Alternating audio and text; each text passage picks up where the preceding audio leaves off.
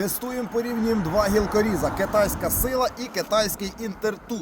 Оцей ми вже добре знаємо, я його не раз показував, він мені подобається. На оцій гіляці, на нашій славнозвісній абрикосі.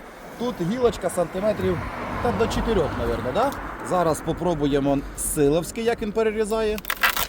Достатньо легко перелиснув цю абрикоску і зараз оцей ми ще тільки отримали, ми його ще не тестували, зараз попробуємо. Храповик, оце називається ця технологія. Взагалі воно мені як система не дуже подобається, тому що ці храповики виходять із ладу. Але попробуємо, як ріже. Як працює храповик. Отак він іде, коли іде натяжка, він підскакує і, скажімо так, полегшує силу різу.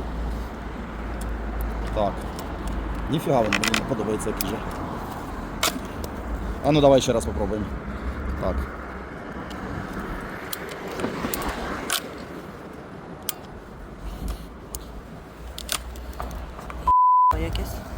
Що я можу сказати?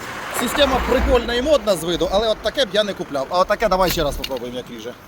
А от таке, тільки от таке отак щолк, як масло.